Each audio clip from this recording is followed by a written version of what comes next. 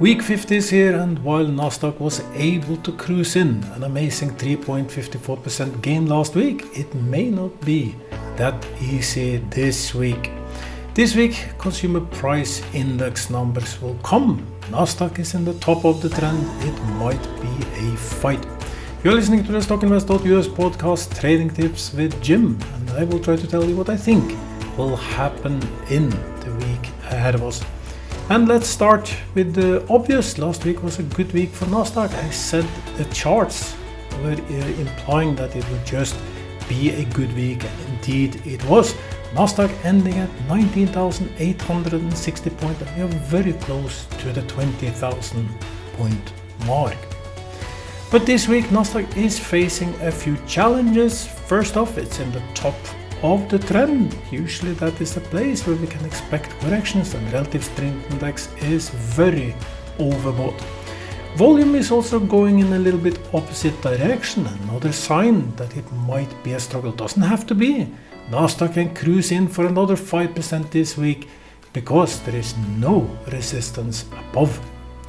But normally we see that rule of law apply, and these offset things, they have to come from something. Meaning that if Nasdaq is to go in a frantic rally, which may happen, I think there has to be a driver, and that driver might come on Wednesday when consumer price index numbers will come. Market is now working whether Fed will increase, decrease interest rates, and the bet currently 85% is betting that on 18th of December Fed will reduce interest rates by 0.25%. That is the bet, that is the thing fueling the market right now. Last week, increase in unemployment numbers rose from 4.1 to 4.2%, and the participation workforce anticipation is falling. It is somewhat almost the lowest, I think, recorded in US, was falling by 0.5% or something from previous month. So less and less people are in the workforce, either sitting idle on the sideline, cashing benefits or whatever. But on top of this, unemployment rate, as I said, went up. Job openings were somewhat good, so there are jobs available. But the general picture is that the labor market is cooling off, something I've been saying for a quite long time in this podcast. That argues for Fed to reduce interest rates, cut them on 18th of December. But what about the inflation? We will know that on Wednesday. Wednesday is expected that inflation will increase by 0.3% in November to a year-over-year 12 months to 2.7%, still above Fed targets. But everyone is betting now that the cooling in the economy will outweigh the 2% target that Fed has for inflation. But what happens if inflation will come in at 2.8, 2.9 year-over-year, higher than the 0.3% for November, let's say 0.5%? What will happen then? How will markets react? They will think that Fed will not cut the interest rates anytime soon, and we know that these interest rates cut, which were supposed to be very aggressive, suddenly are not so aggressive anymore because there are underlying things saying that inflation will remain sticky. So Wednesday is for sure the day that either will push the market, and if everything comes in according to expectation, or let's say that it comes in at 2.7 year-over-year, there is a high chance that Nasdaq will push up in a frantic overbought rally. And if it comes in even better, now let's say that it's only 0.2% or 0.1% in November increase in inflation, well then we can have a rally that we soon will forget. I easily see Nasdaq up 5, 6, 7% if inflation numbers are better than expected. At the same time, if they are worse, we can head for a fall. I would even say that if they come in on par, it might be enough to hold the enthusiasm for the rest of the week, pushing Nasdaq a little bit back. And that's the game. And what I'm trying to say, expect a volatile week for Nasdaq, a lot up and down. And if Nasdaq falls back, first support will be at 19,500 points. After that, it will be down at the bottom of the very nice rising trend at 19,000 points. So there is nothing indicating that we will have a brutal, long, hard struggle for Nasdaq. If anything, it should be a normal correction. This can be the 1 week before New Year where we see some red numbers. Hard to say. I have outlined the things. I will summarize them. The trend is very strong, but Nasdaq is in the upper part of the trend. Technically, these things with the overbought relative strength index, the volume going in a little bit direction, argues for a reaction back. Can come in the first few days and then pick up, but a reaction back is to be expected. End of week, from a technical point of view, I would say it's a fair chance that Nasdaq will be slightly down from a technical point of view. But if we add the fundamentals, and we should do that, we know that Wednesday will be a make it or break it day with the consumer price index numbers. That can fuel the rally, and things being overbought can just go even more. If I have to bet on one of these two things, I will choose the middle one and say that I do not expect much from Nasdaq this week. Ending the week slightly lower will be my bet, but we are on the green streak towards Christmas, meaning that if we have this, it is just a natural small swing. Remember, Nasdaq up 3.34% last week alone. Dow Jones, by the way, down 0.6%. The upturn last week was driven mainly by the really big tech companies, the Magnificent Seven. What else is happening this week? Well, there will be a few quarter results. I will mention a few of them. Today will be C3AI. And the expected move, if you are in C3AI, is plus minus 6.53%. That is what we at stockinvest.us have figured out to be the possible swing it should be, meaning that it should be a high swing for C3AI during the day. Oracle, for instance, will also have quarter results today, but the expected swing is only to be 2.5%, so there is not much expectation that the quarter results will move Oracle much. Tuesday, tomorrow, will be AutoZone, and here we expect 4.6% move. GameStop is also tomorrow a favorite among traders, and GameStop is expected to be close to 8% move with a 7.9 to be exact. That is what our systems have figured out, that there will be minimum swing of plus minus 7.9% on the GameStop results. If you're able to figure out which direction it will be, you can be in for a glorious day. You just have to guess what will be the up or the down from these almost 8%. Anyway, tomorrow we will see if the systems are right. Will we have this much movement in GameStop over the day? Wednesday consumer price numbers, as I said, Adobe will come with their quarter results, and there is not much swing expected from Adobe, 3.35% plus or minus. Thursday will follow it by Broadcom and Costco, and there will be a few other companies, but these are the big ones. If you like to trade on big swings, so GameStop is one of them, and I would say also AutoZone and C3AI are stocks that you can try to play if you play the volatile game. You will find more of these things at our pages. You can check it out for yourself. And if you are in one of these stocks, be prepared for big movements, especially if you are in geared positions. Be sure that you will not be caught by a call on your position. What else is there to mention? Oil down $1 last week to $68. Gold at $2,671, up $13 last week.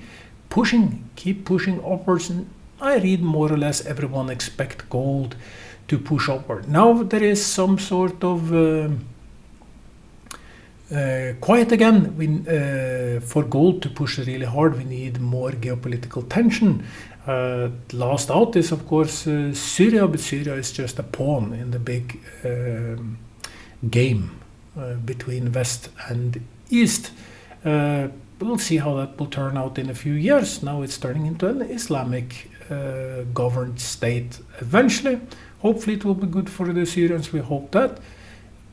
Could argue for some short-term peace in the Middle East, just short-term. We know that US and Israel is widening the borders towards Israel, because now it will be a different game again. But we will just have to see. 10-year Treasury yield, if this go up, market usually go down, actually fell by almost 1% last week to 4.15. Currently sitting very, very high. It will move a lot on Wednesday when we will have more numbers. I will wrap up this part of the podcast before heading to the $1,000 challenge with the signals, and the signal says that across all the tickers that we analyze is almost 47,000 tickers, I think, at the moment. 39% is giving buy signals, which is at the upper end. It's very, very high, but markets across the globe has some positive trends lately. Nasdaq 20%. New York Stock Exchange 35%, falling from 44 last week, was very high. I mentioned this, that it's in the upper range, and the Nasdaq, New York Stock Exchange fell last week, as we know. Currently 35% buy signals there. London 30% buy signals. If we go to Tokyo, it's a little bit up from 26 to 29% buy signals. Shenzhen, China remains very, very high. China is pumping in stimulus in the Chinese economy, fueling the stock markets, and sitting at 68% buy signals for Shenzhen, China. National Stock Exchange of India 42, it's up, and I know a lot of you, my followers, are from India, so here are NSE outlook. Last week I told you it's high chance that they will go up, given everything that was in the chart. Currently there is issued a major buy signals from the short term and the long term moving average. It is at the upper top of the trend, currently a lot of resistance above, around 25,000 points. You can expect also NSE to have a somewhat slow week, but the chart is looking way better than it has been for the last month, meaning that there is a very, very high chance that NSE again will get back on track. First test will be the resistance at 25,000 points. There is very little support below. First is at the moving average at 24,000 points. Combine Nasdaq with whatever we see, and there is a high chance that we will have a little pullback this week before pushing up. Asian markets is very interesting for anyone who are able to invest into Asian market. If you follow me, you know that I did the Chinese trade when Chinese was very far down. I did some Asia trades, have a few of them left, done amazingly good. Getting a little bit overbought, but in general, Asia also offers nice trading opportunities. I believe I've told more or less what there is to expect for the week ahead of us. If you want to find some good buy and sell candidates, you should consider what is the expected movement of the market. I expect very volatile market. So trading tips is like this. Now, I would personally say that maybe stay away from the most volatile stocks, meaning that if you go into penny stocks, you are gambling on good numbers on Wednesday. What if they don't come in? That these stocks will be extremely volatile, more than usual, and some of them who have gone very, very far may see a huge fall on Wednesday. So I'm not sure that will be my trading game. I would say stay a little low. Don't. It's very easy to get caught by emotions and want to stay in the market, fear of missing out. But I'm not sure it is the best game to play. Maybe see how numbers play out on Wednesday, because there will be more trading days. If to stay in the market, I personally would probably stay in stocks very close to support levels, in a nice trend. As I said, good support levels below. Probably should have buy signals from short and long-term moving average, not sit in anything with sell signals. Currently sitting, that will be a very huge gamble in my opinion, and you can find stocks using the screener at stockinvest.us or using the lists. It's either you will find candidates that fit the criteria that I just said. 15 minutes into the podcast, we are getting to the $1,000 challenge, where I try to grow $1,000 as fast as I can. I was on a very, very good streak, bringing $1,000 up to 3,900 something, 63. I think the high was. Then I went into Nio. I was gambling on EV because I said that is where I think the upturn will be. And that was before Trump was elected. The choice was Nio or Tesla, either of them. I should have gone, as I repeated for 3 podcasts now, I should have gone to Tesla because Tesla has been doing fabulously good. And when Trump was elected, of course, he is the man of tariffs.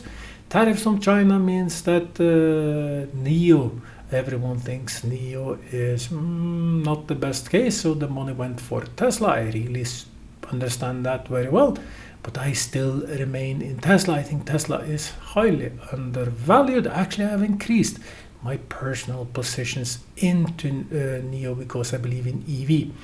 And China has an insane market position in the world in EVs. They dominate the battery market, more or less. All batteries or parts or components of batteries come from China. You cannot tariff them away. Europe is struggling, Volkswagen is struggling, they are struggling heavily, they cannot compete on prices. On top of this, they made the energy with the war against Russia. They made their own energy cost extremely high, so you cannot compete against China. Now here are the dilemma, the two-edged sword. Well, if you want to tariff away Chinese EVs, which they actually are doing, some of them have 100% tariff, you cannot achieve your Green Deal environment. So what to do about that? You have your own cars, which is way too expensive. The consumers simply don't want to buy them because they have struggling economies, like most people have over the last 4 years. They won't buy Volkswagen EVs. They don't want to buy other EVs. They want cheaper. People are willing to change to EVs, but they want the cheaper version of it, which again is totally understandable. We know that everyone went on the left side for sure, went on election for climate, and climate is still very important. We know that the cities have to become greener, has to be less pollution. It's just a natural way. So what will they do? Will they try to play the game of forcing tariff on electric vehicles, not achieving any of the goals? So how will they play the game? I think that in the end,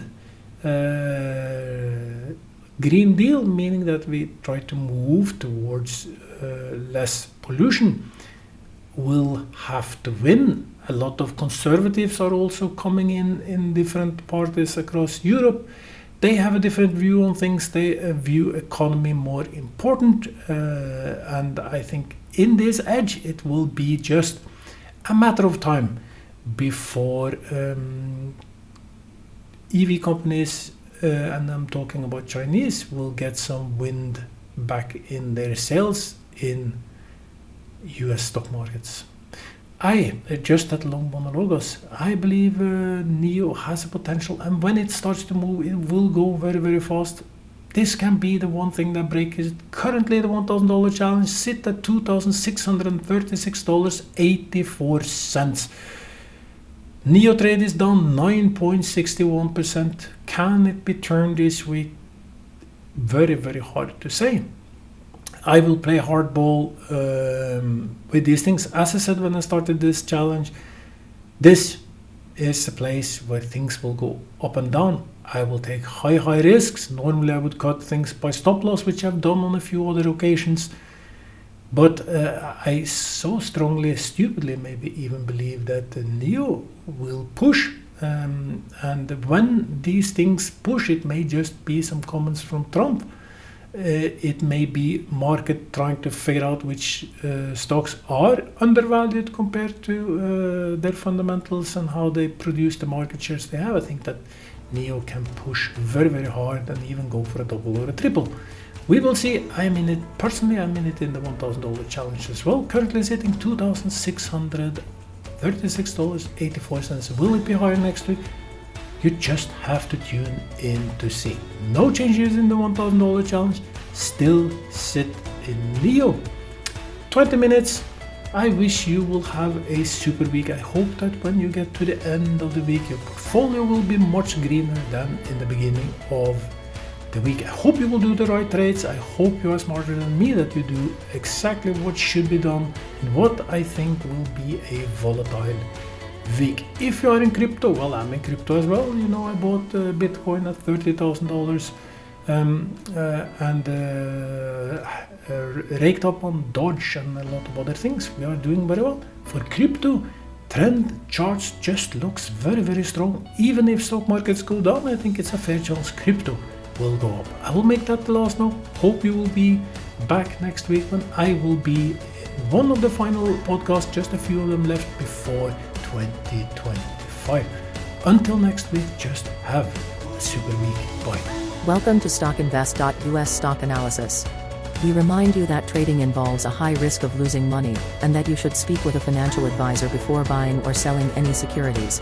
You should not base your investment decision upon StockInvest.US. By using the information, you agree and are held liable for your own investment decisions.